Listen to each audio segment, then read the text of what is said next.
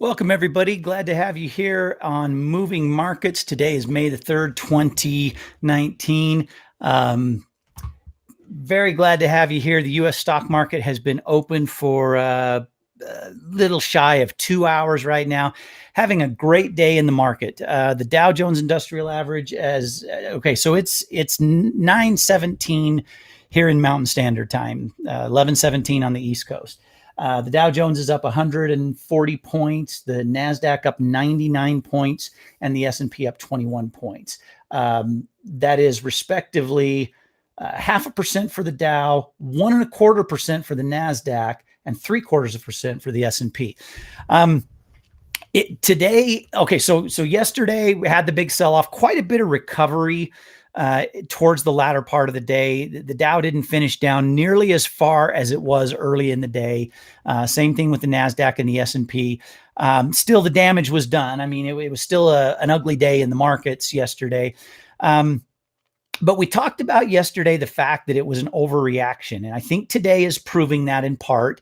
I think we will look back a week from now and see that yesterday and the day before were a little bit of a blip on the radar, so to speak. And I think this market has another leg up in it for sure. And I'm echoing what other people are saying. That's not me coming up with any brilliant analysis. That's me echoing what others are saying. But I echo it because I completely agree with it. The market is moving up today primarily on new jobs data that has come out, coupled with the GDP information from early in this week and the unemployment numbers from early in this week. This morning, it was reported that in the month of April, 263,000 new jobs were added to the economy. A good number of those in manufacturing and service sectors. Retail was the only major sector that was down. And retail is still suffering at the hands of places like Amazon and more big retailers moving to more online stuff. And that's the Amazon phenomenon that's creating that. So the retail sector was down a little bit. Every other major sector, transportation, services, manufacturing, construction, all up. Phenomenal numbers, blew out the analysts' expectations, completely wiped out and crushed the analysts' expectations. And I'll say this every single time it happens, which means every time there's a report that comes out, I will be saying this. Once again, the analysts were dead flat wrong. That's all they do. That's all analysts do, is get things wrong every time they make a prediction on numbers. So once again, the analysts got things wrong. Now, let's talk about what has happened, the reports this week in totality, because that is what is really moving the markets today. It is these numbers in totality. You've got GDP that came in at 3.2% growth. Now, remember, it was just a short time ago, 3, 4, 5 years ago.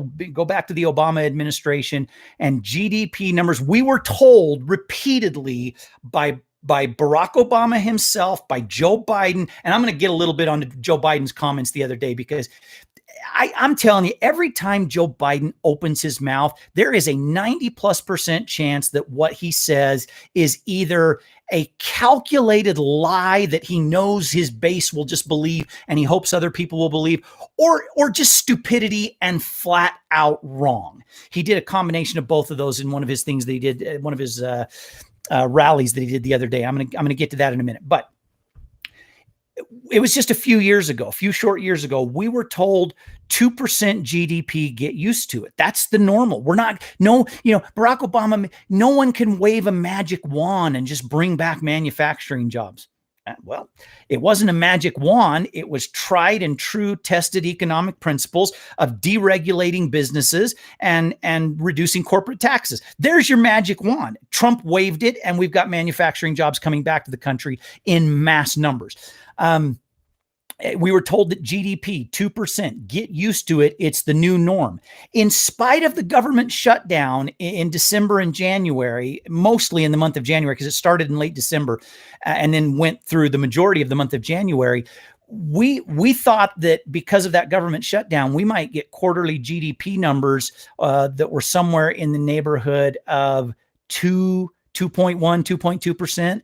We crushed it with 3.2%. And can you imagine if there wasn't a government shutdown, where those GDP numbers would have come in at? We would have been scratching 4. We would probably have been hitting 4% or awfully close to it in the GDP numbers that came in had we not had the government shutdown. So definitely it had an effect. It had a negative effect, and there's a ripple effect that comes from that. But the numbers were phenomenal. Now, 3.6% unemployment numbers. Folks, that is the lowest unemployment numbers since 1969. You got to go back 50 years to get unemployment numbers that low. That is incredible. What is even more impressive than that is that labor participation numbers are north of 65% right now. I think that's the number. If I'm off by a fraction, but 65% labor participation. Labor participation was decimated during the Obama years.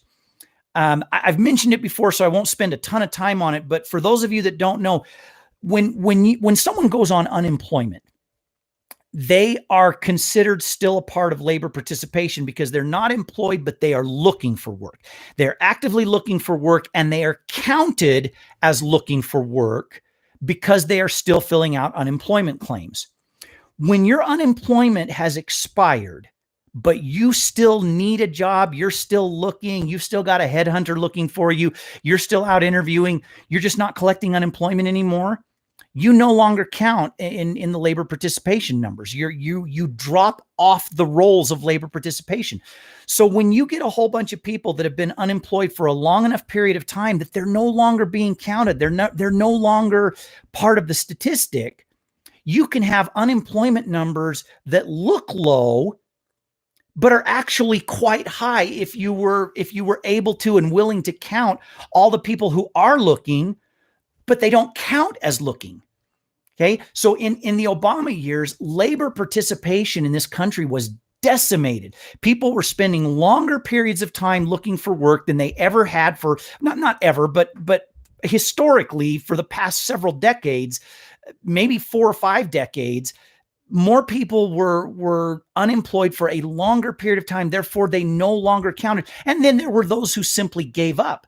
They just resigned to the idea that I'm not going to find a job. That sucks. I mean, that sucks that people were put in that situation. But the Obama administration loved to tout their low unemployment numbers. Those numbers were BS. They were flat out BS. Now you've got record low unemployment, and with that, you're up at near full labor participation. What I mean by full labor participation is this: nearly everyone in this country who wants to be employed is either employed or has recently enough lost a job that they're still collecting unemployment. So they're counted as part of the labor participation because it hasn't been so long that they've been unemployed. Okay, that's a good thing. That's a very, very good thing. You've got lower unemployment numbers than we ever had during the Obama administration, and higher labor participation than he had at any point during his administration. And then you've got let's say it accurately, great grandpa Joe Biden. You've got him out there in a rally a couple of days ago making these asinine comments about, the stock market is up, but you're not feeling it, are you? Okay, let's stop right there. Let's take that as lie number one. Every one of those people that he was speaking to, it was a union crowd. And I know this is old news, but today's report, to me, it brings this news back to the forefront and puts it front and center to point out the hypocrisy of this moron that, according to polls, actually has a chance of being your next president. Pray, if you want the economy to do well and you want your pocketbook to do well and you want your retirement to do well, pray that this idiot does not get elected president, or that any of these Democrat idiots get elected president, because they will undo what Trump has done. And what Trump has done is freed up the capitalist society that we live in and freed up the markets to surge forward. So let's focus in on the first lie that Joe Biden said. the first lie that he said, and this may not have been the order, this is the first one I'm going to focus on. He said that the stock market is going up, but you're not feeling it. It's only the big wigs and the fat cats and the rich people that are benefiting from that. That is straight up a lie. It is straight. This one is not him just being wrong. It is him willfully, intentionally lying to the people that he's speaking to, lying to his base and lying to anybody else. Because the fact of the matter is this, he's speaking to a crowd of about 600 people who are union workers. I guarantee, simply because of the fact that they belong to a union, they have pension plans. Okay. One of the few good things unions do is they fight for their members to have strong pension plans. Now, I would argue that there's an equal and opposite reaction, and that is that, people pay for these pension plans to the point where it bankrupts cities and it bankrupts states. One of the reasons California is in such horrible shape economically, California has a larger GDP than 2/3 of the countries in the world, and they're bankrupt. They are a bankrupt state, and not the only reason it is happening, but one of the leading reasons that is happening is because they have pensions for teachers, for government employees, for all these state union workers. They have these ridiculously good pensions that the citizens there now are paying for, and they're stuck. They're stuck with these massive pension payouts that they honestly cannot afford. So there's good and bad that goes with these pensions. But folks, where is the money in these pension plans? Where is it? Okay. Some of it is coming from taxpayers right now, but a lot of it is in the freaking stock market. A lot of these company and a lot of these state, city, county, state pension plans, the money to pay out these pensions is in the stock market. If you have a company 401k, if you have a company pension plan, if you've got a company managed or a self-managed IRA, it's in the stock market. And for Joe Biden to get in front of a group of people and say, the stock market is going up, but you're not feeling it, are you? What a lying sack of crap he is. What a liar. Yes, you are feeling it. You are benefiting from it very directly. If you've got a 401k, if you've got a company IRA, if you've got a company pension, you are benefiting directly from how well the stock market is doing. So Joe lied about that. The other lie he said is these tax cuts, they're not helping the middle class. You know what? I'm willing to bet that the 263,000 people that found new employment in the month of April, which means they weren't employed prior to the month of April, I'm willing to bet that those 263,000 are 95% from the middle class. So this is where maybe I'm skeptical when I say this. I'm skeptical myself. Maybe it wasn't a flat out lie. Maybe it wasn't a massive lie, but it was just dead flat wrong. And Joe Biden's record, you go back to every single vote he has cast as a senator, and I believe he's been a U.S. senator or vice president of the United States. I think I might be wrong on this. I think it goes back to the 60s. I think he was in the Senate going back to the 60s, which is way too freaking long for anybody to be a politician. I hate career politicians. I can't stand career politicians. I love the founding fathers of this country. I love what they did for this country. And the one thing they screwed up massively, they did a lot of great things, wonderful things. I wouldn't want to live in any other country in the world. And neither would anybody else. That's why they're all trying to come to America. But the one thing they screwed up is they did not impose very strict term limits on politicians. No politician should go to Washington, D.C. as a congressman or congresswoman for their state, a senator for their state, or president or vice president of the country. I'm telling you right now, 12 years maximum combined, and they should never be allowed to even visit Washington, D.C. as a lobbyist or in any other capacity, presidential appointment, anything. 12 years in Washington, D.C., and you should never be allowed to serve in anything other than local politics in your community for the remainder of your life. Okay, that's a side note, and I feel very strong about that. And it'll never happen because the only way it could happen is the a-holes that are back there that want to stay there forever would have to vote on it. And they never will. And if you get someone that runs locally and says, I'm going to go back and propose term limits, they'll get back to Washington, D.C. for 3 weeks and say, hell, I'm never leaving this job. It's too cushy. I make way too much money. I have way too many perks and way too much power to ever want to give this up. And very few of them ever leave. They'll stay there as long as they continue to get voted in. Okay, so where was I before I got off on term limits? Okay, this is Joe Biden. You go back to his record, almost every vote he has ever cast in his political life has ended up on the wrong side. He's either voted in favor of things that have not worked, or he has voted against things that have worked. His history is rock solid in being dead flat wrong. So when it comes to the unemployment number, when it comes to his comment about the middle class is not feeling the effects of the tax cuts and these policies, bull crap. That's another load of BS, because the middle class absolutely is feeling it. 263,000 millionaires did not find new million-plus jobs in the month of April, I promise you. Those 263,000 new jobs in April did not go to the wealthiest 1 or 2% of Americans. They went to the middle class. 90% of them went to the upper part of the lower class and the middle class in this country. And take that to the bank. Joe Biden was dead flat wrong, and he flatly lied about people not benefiting from the stock market, especially the crowd that he was in front of. I mean, it's a union crowd that he was speaking to.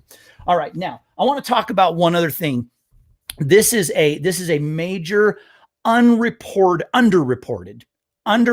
number that is so key and so significant, not only to the economy, but to the next presidential election as well.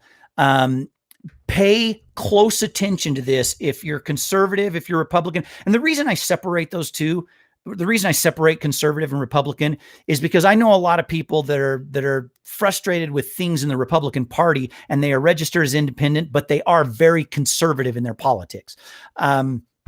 So if you're conservative and you like a robust, strong economy, if you're registered independent, and even if you don't love Donald Trump, I want you to think about this. And I want every conservative American to talk about this nonstop, and especially remind the people who have directly benefited from this.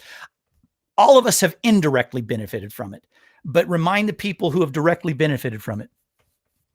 Since Donald Trump took office, and this goes back to the conversation that we had about labor participation. Since Donald Trump took office, 7.4 million people, think about that, 7.4 million people have re-entered the workforce. These are people who fell out of the workforce. Doesn't mean they weren't still looking for jobs. I go back to my earlier explanation. It means that they were no longer counted, which is a horrible thing. That they've got to change that freaking statistic. They've got to change the way they report those numbers so that people can't falsely pat themselves on the back and report great unemployment numbers when they're really not that great because of super low labor participation numbers. So 7.4 million people have come back into the labor force. In my opinion, that should be 7.4 million vote swing for Donald Trump in the next presidential election. Because all those people that lost jobs and could not find them during the Obama administration and have now gone back to work during the Trump administration have gone back to work because of deregulation and because of corporate tax cuts. One of the liberal mantras is the corporate tax cuts only put more money in the pockets of these big corporations. You're damn right they do. And what do these big corporations do when they have more money in their pocket? They hire more people, and they hire conservatives and they hire liberals and they hire independents and they hire communists and they hire illegals and they hire Muslims and they hire Christians and they hire Jews and they don't care. They don't care what your skin color is. They hire Hispanics, they hire whites, they hire blacks, they hire Asians, they hire people from the Middle East. They don't care about any of that. They hire the people who can get the freaking job done. They don't look at any of that other garbage. They don't look at any of that other stuff.